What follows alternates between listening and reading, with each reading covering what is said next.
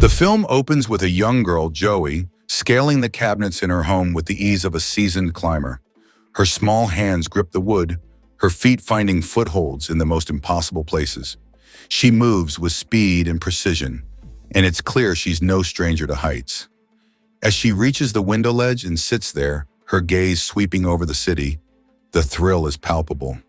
Her home is perched atop the tallest building. Fast forward 20 years. Joey jolts awake, the rush of the morning already upon her. She's late for work, racing around her apartment as time slips away. Just as she's about to leave, her phone rings. It's Michael, her younger brother. He needs a favor as he's stranded at the embassy and can't get home without help. Despite the clock ticking, Joey sighs and agrees, deciding to go help him out. When she arrives at the embassy, the surprise hits her.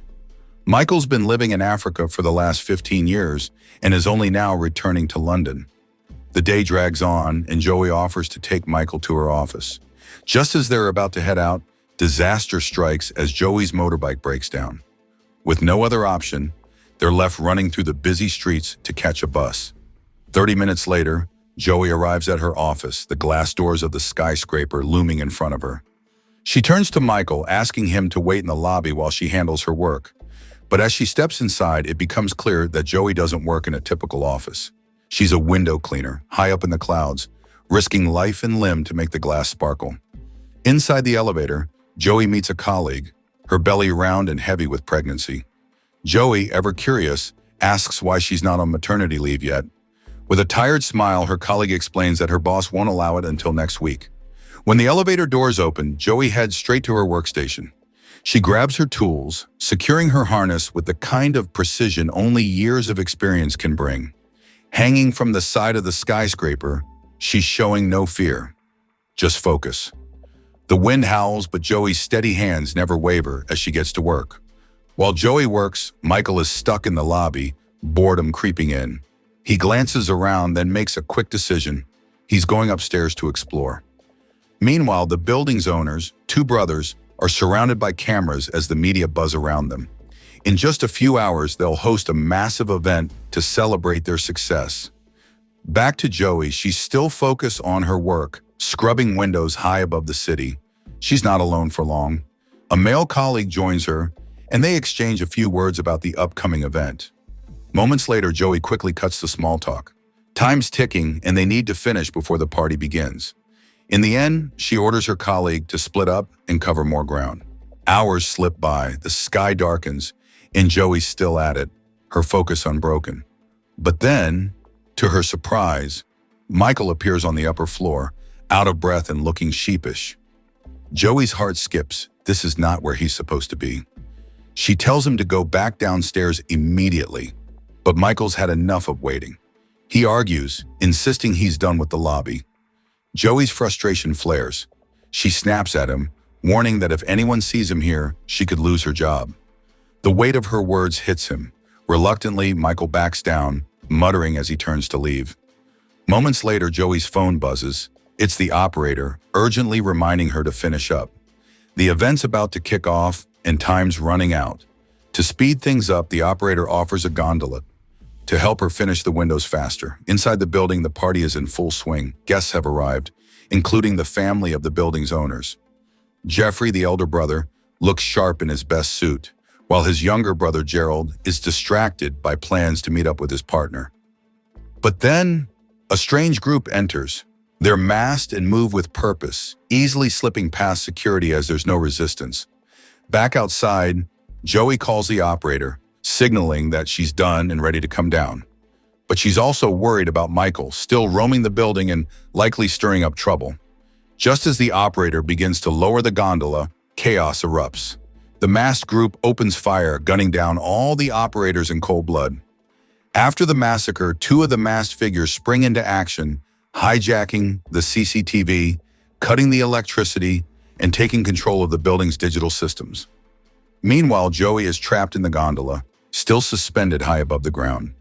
She dials the operator repeatedly, but there's no answer. Her calls are met with silence. The operator is already dead. Inside, the atmosphere shifts dramatically. Jeffrey, ready to kick off the event with his speech, is interrupted when the masked group storms in. Without warning, they toss tear gas into the air, sending everyone into a frantic struggle for breath. Unexpectedly, the masked group quickly handing out breathing masks to Jeffrey and his VIP guests before binding them and forcing them to sit on the entertainment stage. Then the leader of the masked group, Marcus, steps forward. Calm and collected, he reassures Jeffrey and the others, telling them not to panic. No one will be harmed as long as Jeffrey follows his instructions. But as he surveys the room, Marcus notices something is off. Gerald, Jeffrey's younger brother, is nowhere to be found. His eyes narrow as he turns to Jeffrey and demands to know where Gerald is. Reluctantly and with a heavy heart, Jeffrey reveals that Gerald is in room 572. On the other hand, Joey's pulse races as she realizes the gondola isn't budging, and the operator's silence speaks volumes. She's completely stranded. Panic sets in, but she forces herself to act. She starts banging on the window, desperate to attract attention. Meanwhile, Noah, Marcus's right-hand man, moves swiftly towards room 572, where Gerald has been knocked out by the tear gas. Gerald and his partner lie unconscious, and Noah doesn't waste a second. He slips a breathing mask over Gerald's face, then drags him to his feet, urging him to follow. Joey watches it all unfold clearly through the glasses, her heart sinking. The building is in chaos, and the masked group is behind it. She screams, her voice barely audible over the distance, praying someone below will hear her, but her cries fall on deaf ears. At the same time, Michael is trapped in a room of his own. The gas still lingers in the air, thick and suffocating. He does his best to stay calm, but with every passing second, the fear of losing consciousness creeps in. Shortly after, Noah drags the unconscious Gerald towards the other hostages, throwing him into the group. Marcus, cold and commanding, orders Noah to start pressuring Jeffrey and Gerald for their wealth. It's clear that this isn't just a heist. The masked group's real target is Jeffrey and Gerald's fortune, specifically their Bitcoin holdings, stored on a flash drive. They want that drive, and they'll stop at nothing to get it. However, despite the beating, Jeffrey refuses to break. He stays silent, his resolve unwavering. Outside, Joey watches it all unfold through the window. Horror sinks in as this isn't just chaos, it's a robbery in progress. Determined, she rushes back to the gondola, desperate to find a way to get help. Inside, Marcus erupts in fury. He slams his fist into the table, glaring at Noah. He'd warned him, as no one was supposed to die. This was supposed to be a clean job. But now, with Jeffrey's life hanging by a thread, Noah's mistake could ruin everything. Noah immediately apologizes and promising no more bloodshed. But his words feel hollow as the tension mounts. As Joey surveys the gondola, her eyes fall on a bottle of gasoline, tucked away carelessly. A spark of desperation ignites within her. Without hesitation, she pours the gasoline onto the window and sets it ablaze, creating a fiery emergency signal. The flames catch the attention of everyone below. Panic spreads quickly as the onlookers rush to report it, knowing the police will be on their way soon. In the operator room, Marcus's man curses under his breath, realizing what's happened. The window cleaner has drawn attention. Marcus reacts instantly, coldly ordering Noah to secure Joey before she can cause more trouble. Meanwhile, Gerald, desperate to escape, bolts for his room. But Marcus and one of his female accomplices are hot on his heels, determined not to let him slip away. Back with Joey, Noah finds the gondola and spots her still inside. But this time, she's ready. Before he can act, she pulls a screwdriver from her pocket and jams it into the mechanism, halting the gondola's ascent. The system jams, and Noah's plan goes up in smoke. On the other hand, Gerald reaches the room, his hand trembling as he dials the police. But before he can make the call, Marcus and one of his men burst in, guns drawn. Marcus slams Gerald against the wall, demanding cooperation. With cold fury, Marcus strikes Gerald, promising not to hurt him if only he reveals where the flash drive with the Bitcoin is hidden. Gerald is about to speak when Noah enters, gun in hand, aiming it directly at him. Marcus quickly orders Noah to lower his weapon, reminding him they agreed not to kill anyone. But then, without warning, Noah pulls the trigger. Marcus collapses, shock and disbelief in his eyes. Noah doesn't flinch. He looks at Gerald and mutters an apology, revealing he's never liked Marcus. With that, Noah declares himself the new leader, free to do as he pleases. He shoots Gerald in the leg, dragging him back to the interrogation room with the other hostages, all while a grim smile spread across his face. Moments later, sirens wail. The police are here. Joey's emergency signal has worked, but it may already be too late. As the rescue team prepares to lift Joey from the gondola, disaster strikes. Joey slips, her grip faltering. For a terrifying moment, she's dangling dangerously. But with remarkable calm, Joey contacts Detective Ruth, who's on the ground below. Surprisingly, they're not strangers, as Joey and Ruth know each other. Joey's voice is steady as she tells Ruth the priority isn't her rescue. The hostages inside the building are the real concern. The robbers are holding them captive, and the police need to act fast. At that moment, Joey assures Ruth she can make it back up on her own, but the clock is ticking for the others. Back inside, Noah's desperation reaches a new height. He's strapped bomb vests to all the hostages, the bombs wired to a wristwatch ticking on his arm. If his pulse stops, they all die. He's cornered, surrounded by the police, and he knows the stakes are higher than ever. Soon, Noah calls Ruth directly. His voice is cold, threatening, as he warns the police not to make any move to enter or disrupt his plans.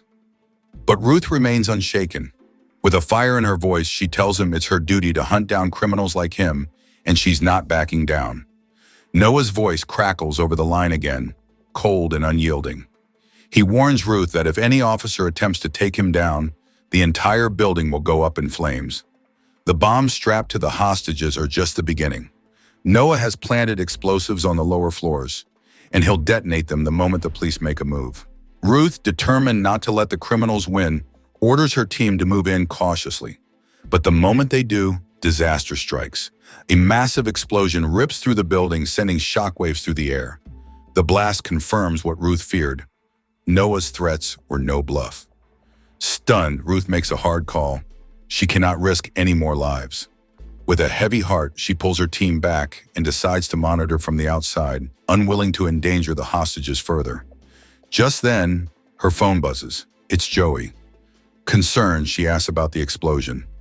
Ruth's response is grim. She explains the horror of Noah's setup. His wristwatch, connected to the bombs, is the key. If his pulse stops, the building goes down with him. Joey's voice cuts through the tension, firm and steady. Ruth, stay calm. It's my turn now. Ruth listens in shock as Joey reveals the truth that she's not just a window cleaner. She's a former British Special Forces operative with skills far beyond the average civilian. She left the military for a quieter life, finding more purpose in her current job. Meanwhile, inside the building, Noah tightens his grip on Gerald, relentless in his questioning. He demands to know the location of the flash drive that contains the Bitcoin, his patience thinning. Gerald stands firm, refusing to break, his silence defying Noah's every threat. Outside, Joey is working furiously, trying to break through a thick window to gain entry. The glass is brutal. Every strike feels futile. She pushes herself to the limit, her body aching, exhaustion creeping in. Just as she's about to give up, a loud crash shatters the air. Someone from inside smashes the glass and pulls her through. Joey's heart leaps. It's Michael. Alive. The relief floods over her, but there's no time to waste. Without a word, they race toward the operations room, determined to stop Noah before it's too late. Joey and Michael sprint through the building, but they're spotted by 3 of Noah's men. The chase intensifies, but Joey, thinking quickly, leads them into a warehouse, setting the perfect trap. With practiced efficiency, she takes down 2 of the men, but the last one corners her, gun aimed. For a split second, it looks like all is lost. But then Michael appears, triggering a powerful explosion. The blast sends Joey flying to safety, while the last man is thrown outside out of the fight. Joey and Michael push forward, reaching the operations room.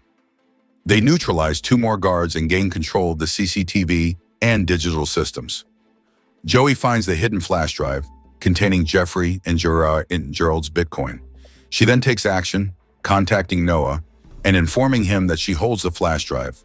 With no time to waste, she heads to the storage room to meet Noah. Before heading out, Joey quickly calls Ruth, informing her that all systems are back online and Noah can no longer control the building. With the way clear, Ruth immediately orders the rescue team into action. Joey turns to Michael, urging him to head to the lobby and wait for the rescue team. At first he hesitates, but Joey reassures him, insisting that it's for his safety. Reluctantly, Michael agrees and heads toward the elevator. Joey takes a deep breath, her focus narrowing as she heads toward the storage room where Noah is waiting. When she arrives, she's met with a surprise. Noah has brought two of his men with him. Without hesitation, Joey takes them down quickly, her body moving with deadly precision. Only after they're neutralized does she turn her full attention to Noah, ready for the final confrontation. Elsewhere, the police move quickly, infiltrating the hostage room with precision. They take down Noah's guards in a matter of seconds and rescue the hostages, including Gerald, still wearing the bomb vest. Meanwhile, in the storage room, Joey faces Noah. His eyes lock onto hers as he demands the flash drive, promising to release the hostages in exchange.